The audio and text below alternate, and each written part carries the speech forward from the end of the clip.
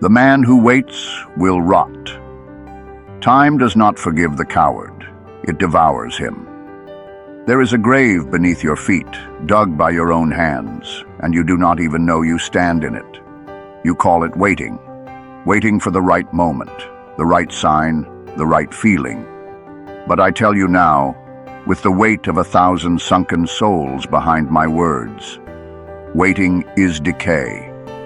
The world is littered with the bones of men who hesitated.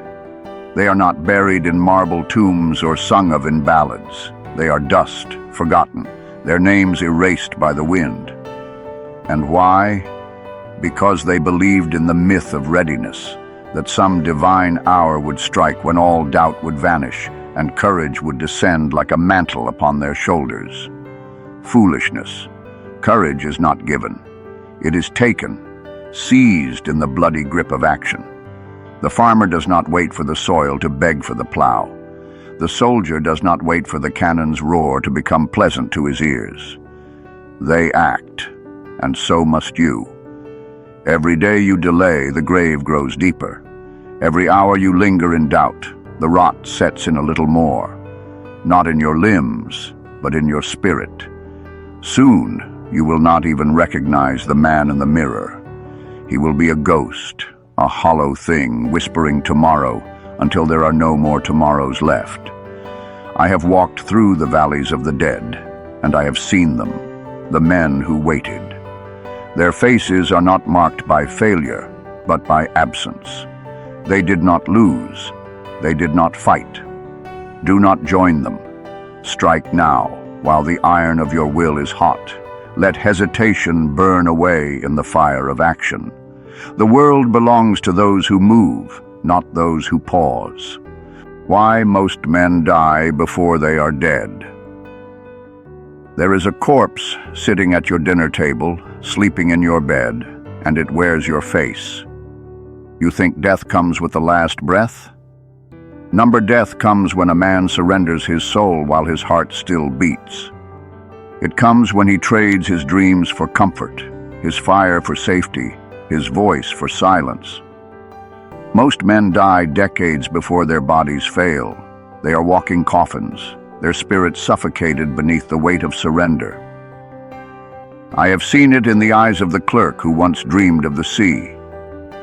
I have heard it in the sigh of the farmer who once burned with poetry. They are not alive. They are permitted to exist like tolerated ghosts in their own lives. What murderous force does this? Not time, not fate, choice. The slow, cowardly choice to believe that life must be endured rather than seized. You were not made to kneel. You were not made to bow before the altar of mediocrity. Yet every time you silence a longing, every time you smother a spark of defiance, you drive another nail into your own coffin. The tragedy is not that men fail. It is that they stop trying. They accept the chains, learn to love their cages, and call it wisdom.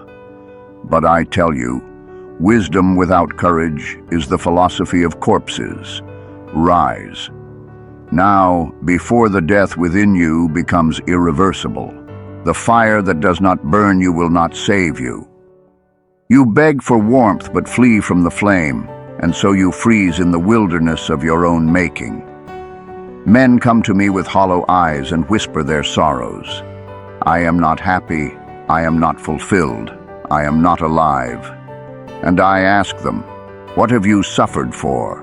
What have you bled for? What have you wrestled from the jaws of hell itself? They have no answer. They want the harvest without the plow, the sunrise without the night. Fool! The fire that does not burn you will not save you. The trial that does not scourge you will not bless you. You were forged in the furnace of the stars, yet you tremble before the spark. You plead for strength, but refuse the weight that builds it.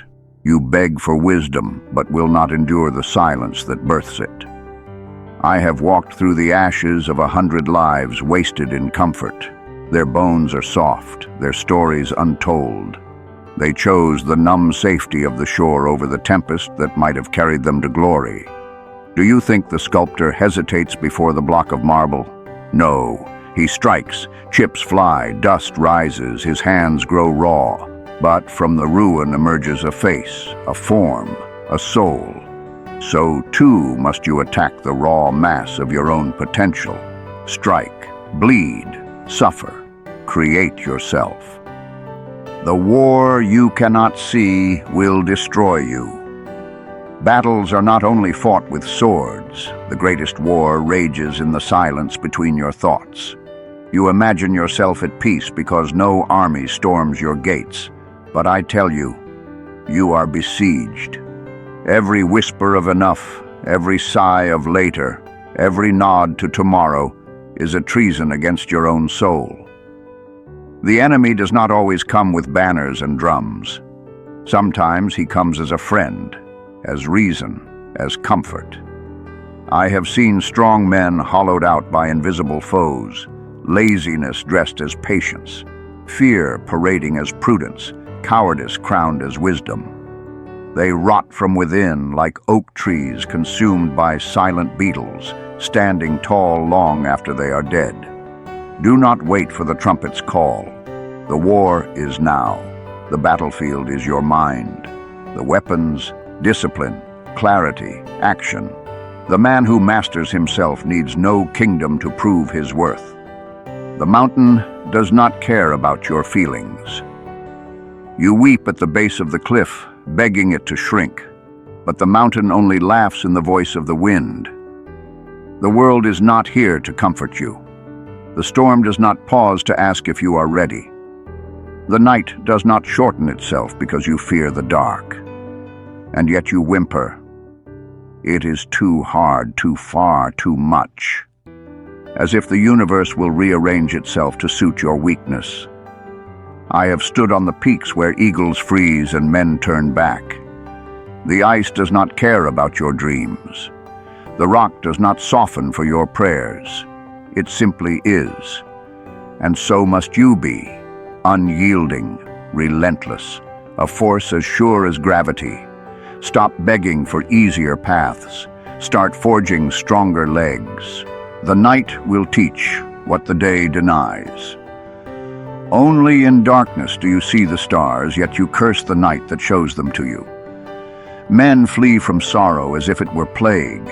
They numb themselves with drink, with noise, with the petty distractions of an age that fears silence above all things.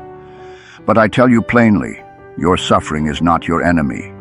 It is the chisel that shapes you, the fire that refines, the only teacher stubborn enough to pierce your pride. I have known winters that would freeze the blood in your veins, nights so long I thought the sun had died. But oh, the wisdom those black hours gave, the clarity that comes when all false comforts are stripped away. The man who has not stared into the abyss does not know himself. He only knows the mask he wears for daylight. Do not pray for an easy life. Pray instead for the unbreakable soul to bear a meaningful one. The gods reward those who defy them. Heaven has no respect for timid men. Paradise belongs to the thieves of fire. You kneel before altars begging for scraps of mercy when you were born to take what is yours. The gods themselves admire only those bold enough to storm Olympus. Prometheus did not ask for fire. He stole it. And though they chained him to a rock, though the eagle tore at his liver for eternity, he won. His gift outlasted the wrath of heaven. I have seen too many men die with their music still in them, their fists unclenched, their battles unchosen. They waited for permission that never came. Fool. The universe responds only to those who act as if they have a right to their dreams. Stop waiting for the gods to notice you. Force them to. Your weakness is not yours. The chains you feel were placed in your hands, not on your wrists, and yet you cling to them like heirlooms. That voice that whispers, "You can't," it is not yours. It is the ghost of every coward who ever surrendered, passed down through generations like a cursed inheritance. Your fear is second-hand. Your doubts are borrowed. Your limits were drawn by men who lacked the courage to test theirs. I have walked through the ruins of empires built on lies. You are not strong enough. This is all there is. Be grateful for your cage. And yet, always, there are the footprints of those who walked through walls, who swam against tides, who laughed at the impossible until it yielded. Break the lineage of surrender. Your ancestors' failures are not your destiny. The devil's favorite prayer is later. Hell is not built on wicked deeds. It is paved with unfinished intentions. You say tomorrow as if it is a promise and not a thief, as if time is your servant and not your executioner. Every later is a small death, a betrayal of the man you swore to become. The grave is full of brilliant books never written, loves never declared, battles never fought, all victims of that sweet, murderous word. Soon, I have held the hands of dying men. Not one ever whispered, "I wish I'd waited longer." Their screams were always the same. I hesitated. Do not let your epitaph be, "He was almost ready." The last man standing is not the strongest, just the last to quit. Victory does not belong to the mighty, but to the stubborn. The battlefield is littered with corpses of men who were faster, smarter, born to better fortunes than you. What killed them? They accepted defeat. They bowed to statistics. They believed the lie that strength is measured in muscle rather than will. I have seen miracles forged from nothing but refusal, a sickly scholar outlasting warriors through sheer hate for surrender, a broken farmer rebuilding his scorched field 7 times until the earth finally yielded. These are my saints, the heretics who spat in fate's face. When the world tells you enough, grin with bloody teeth and whisper, "I have only begun." The silent murder of unlived days.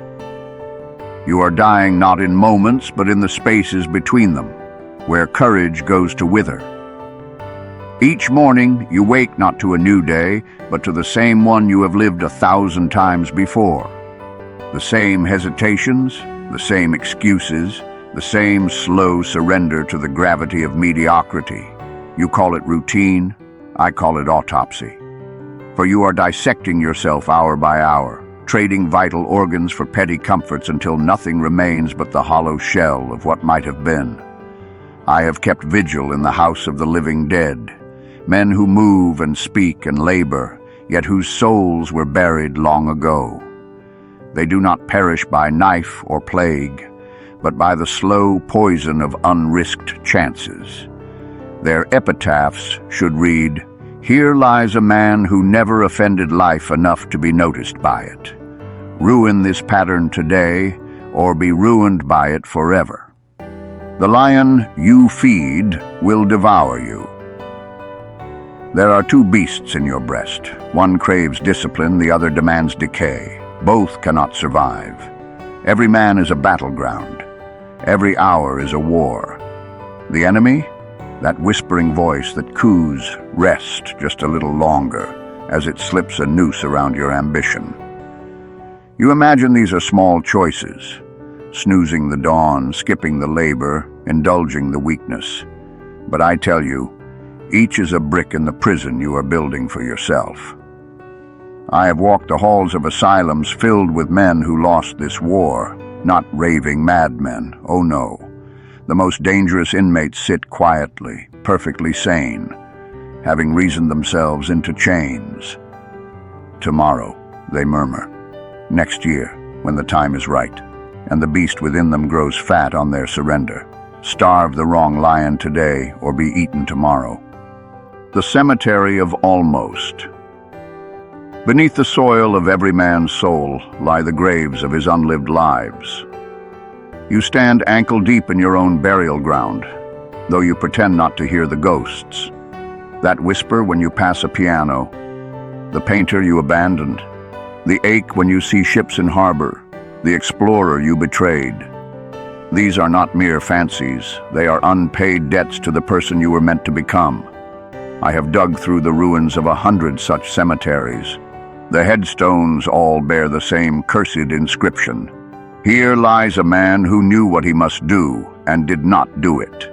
The dates do not matter. The cause of death is always cowardice. Resurrect something today or join the graveyard yourself. The lie that comfort tells. Safety is the most expensive thing you will ever purchase. It costs your soul at compound interest. You have been swindled, hoodwinked by the grinning merchant called civilization who trades fire for pillows, purpose for pensions, vitality for ventilation. Your ancestors braved glaciers and crossed oceans while you tremble at a drafty window.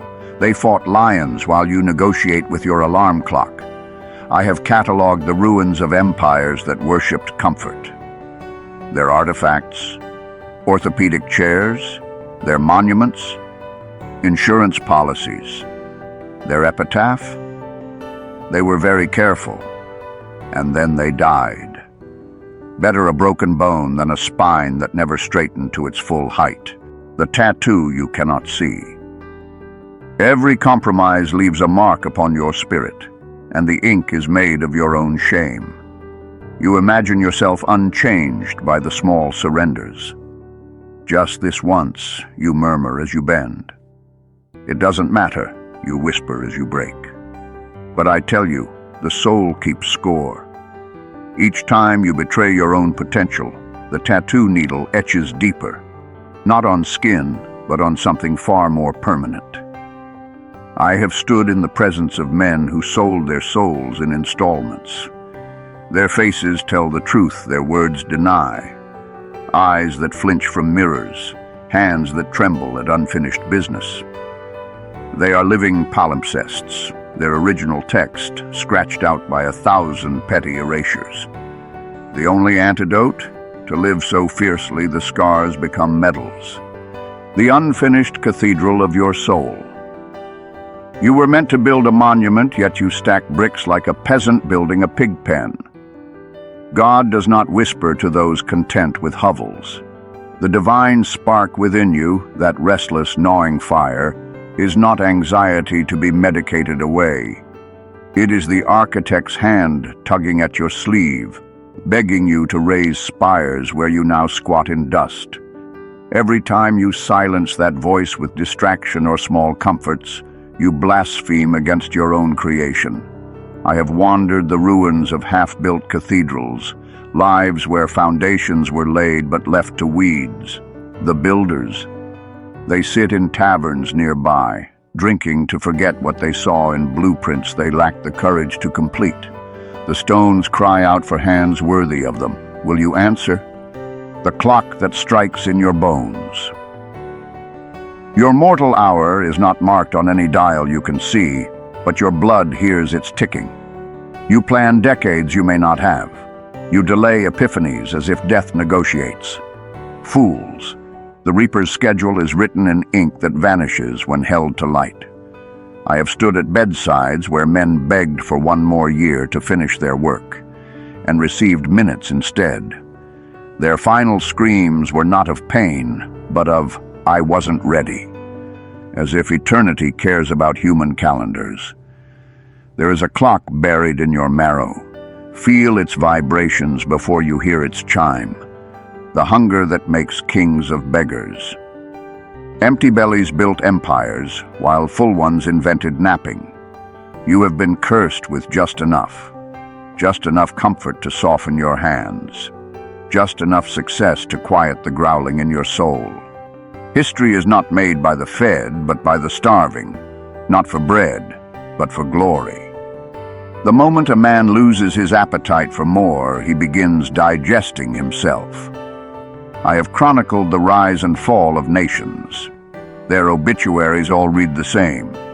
They ate well and invented nothing.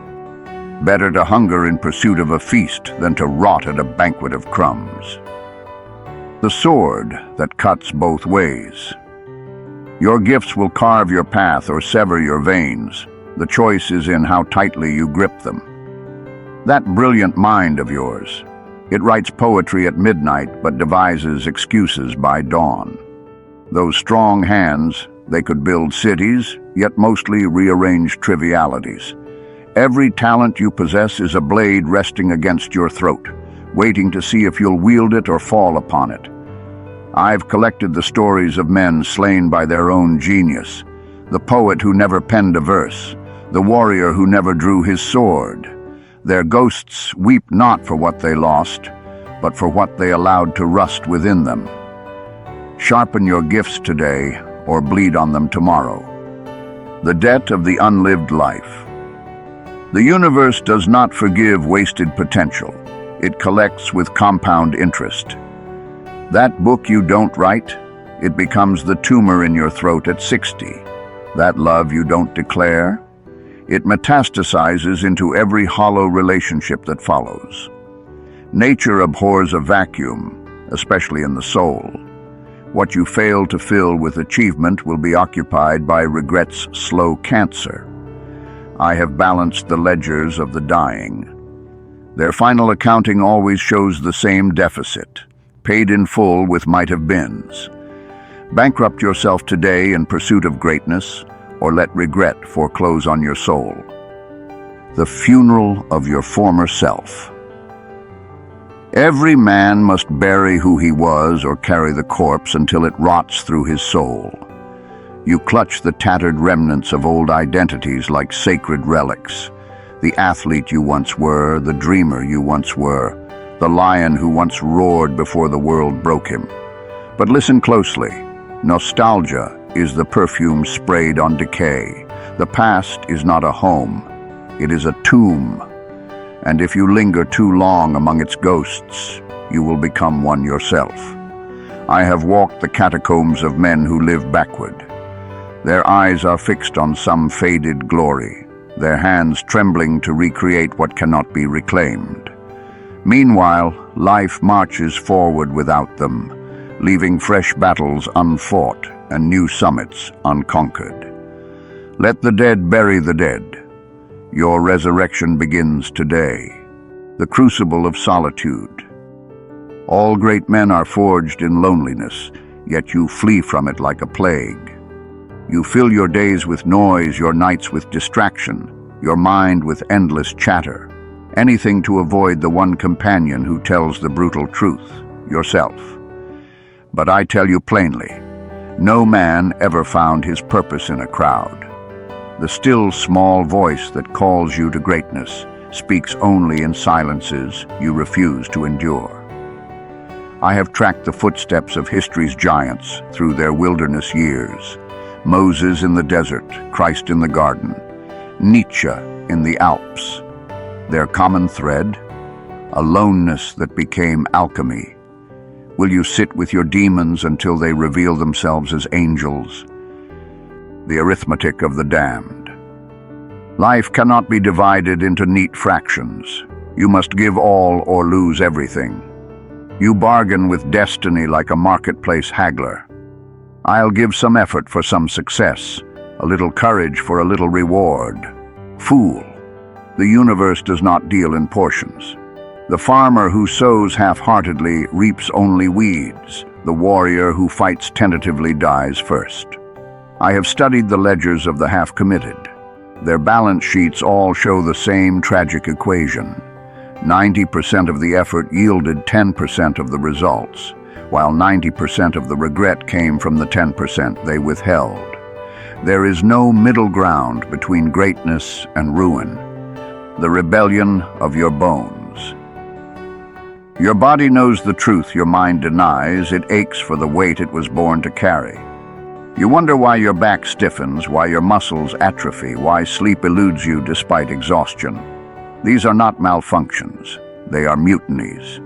Your flesh was designed for struggle, your lungs for battle cries, your hands for creation and conquest.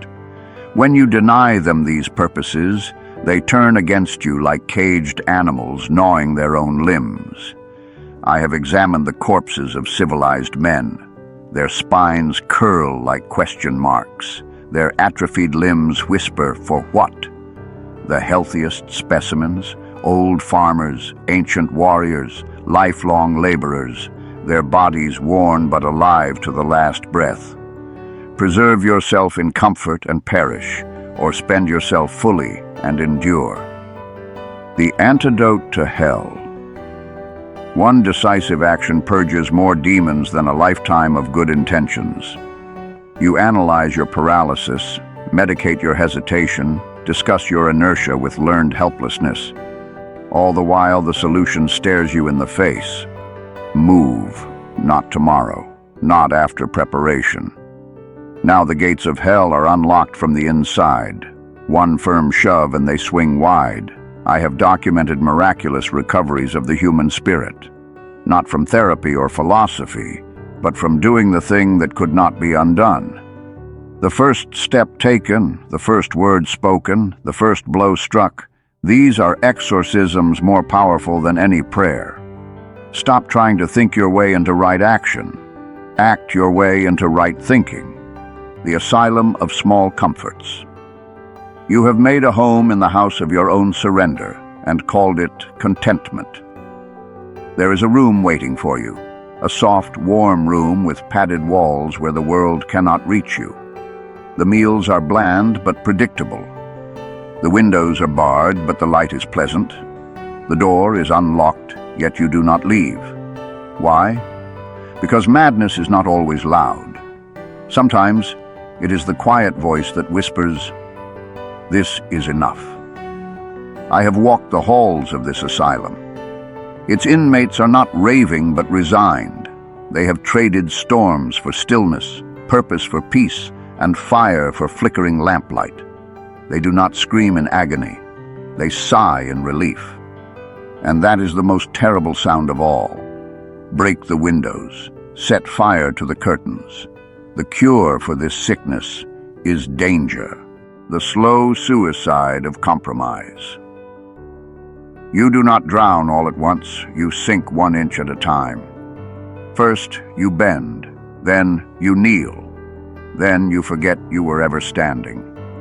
The tragedy is not in the fall, but in the adjustment. How quickly the spine learns to love its curve.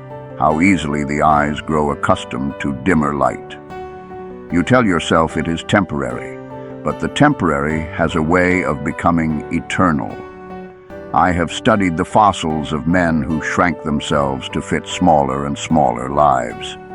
Their bones tell the truth, their lips would not. They did not break, they eroded. Refuse the first concession. The second will not ask permission. The curse of the unbloodied blade. A sword never drawn is more tragic than one broken in battle. You polish your potential like a ceremonial dagger, honed to perfection, displayed behind glass, never used. What good is an edge that never tests itself against resistance? What value has a gift that refuses to be spent? You fear not failure, but proof. Proof that you might have been ordinary all along. I have held the weapons of dead kings in my hands. The ones that weep are not the nicked and battered blades, but the pristine ones, their perfect edges mocking the graves they might have prevented. Better to shatter in the attempt than to tarnish in the scabbard. The language of wolves. Civilization has taught you to speak in apologies, relearn the growl that was your birthright. You parse every word, soften every demand, blunt every truth to make it palatable. Meanwhile, the predators of this world feast on your politeness. They do not respect your manners, they count them among your weaknesses. I have tracked the pack dynamics of men. The ones who survive are not the strongest, but those who refuse to whimper when a snarl is required. Your teeth were not meant for smiling alone. The final mistake. Most men do not fail, they simply stop too soon. You abandon the climb 1 hour before dawn. You drop the axe 1 strike before the tree falls. You walk away from the fire just as the embers catch. Then you declare the effort worthless, never knowing how close you came. I have stood on battlefields where victory was claimed by whoever outlasted despair by 5 more minutes. History belongs not to the brilliant, but to the relentless. When you are certain you cannot continue, that is when the true test begins. The great divorce between who you are and who you must become. You stand at the altar of transformation, but hesitate to say, "I do." There is a gulf between the man you are and the man you sense you must be, and it widens with every compromise. You feel it in your bones, this silent, screaming tension between what is and what could be. Yet you treat this sacred unrest as an affliction rather than a summons. You dose it with distraction when you should follow it like a prophet into the wilderness. I have chronicled the lives of those who tried to straddle this divide. The businessmen who dreamed of poetry, the priests who hungered for battle, the artists who craved the simplicity of ordinary lives. Torn in two, they became ghosts in both worlds, belonging to neither. Choose your bride this day, mediocrity or destiny, but know this: bigamy of the soul is forbidden. The alchemy of suffering. Pain is either your crucible or your coffin. You decide which each morning. You curse your trials as if they were thieves in the night, stealing your peace. But what if they are instead sculptors in the dark, chiseling away everything that is not essential? The fire that burns your fingers also forges your metal. The weight that crushes your shoulders also strengthens your spine. I have kept vigil at the bedsides of men who underwent the same suffering. One became bitter, the other became better. The difference? Not the wound, but the willingness. The courage to let agony become initiation rather than injury. Your darkest hour is not when you are weakest. It is when you are being remade. The betrayal of small loyalties. You keep your petty vows while breaking the sacred one, the promise you made to yourself in the womb. How diligently you honor your debts to others, the social contracts, the polite obligations, the endless small duties that leave you exhausted. Yet the debt you owe to your own potential goes unpaid year after year. You are a faithful servant to everyone but the man you were born to become. I have examined the records of men who lived as exemplary citizens and died as traitors, not to their country but to their own souls. Their tombstones should read, "Here lies one who was loved by all but himself." Break an unimportant promise today, to keep the one that matters, the gravity of regret. Unlived lives exert their own gravitational pull. They will bend your spine if you do not stand straight. That road not taken is not gone. It haunts you, tugging at your attention like a ghost child pulling at its mother's skirt. The book you didn't write, the love you didn't declare, the battle you didn't fight. These are not mere footnotes to your existence. They are counterweights dragging down your present. I have measured the density of aged men. Those who attempted greatness weigh less in their twilight, regardless of success, than those who never dared at all. Launch yourself towards something today, if only to escape the orbit of what might have been. The last war. All other battles are mere skirmishes compared to the one waged between your today and your tomorrow. You prepare endlessly for conflicts that may never come, saving for disasters that might not strike, fortifying against invasions that never materialize. Meanwhile, the true war rages in the territory of your hours.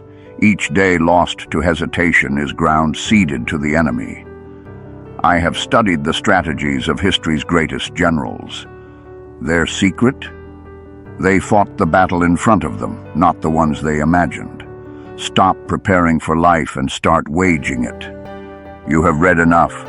Now the burden of action is yours alone. These pages have been a mirror, not a map, a goad, not a guide. If you have felt your pulse quicken, your spine stiffen, your soul stir, then you have understood their purpose. But understand this also: inspiration unacted upon becomes its own kind of damnation. The man who reads of fires but never lights one will freeze with a library in his hands. I leave you now at the crossroads where all men must choose between the immortality of deeds or the oblivion of good intentions. The ink is dry, the pen is still. What happens next is between you and your God. Go.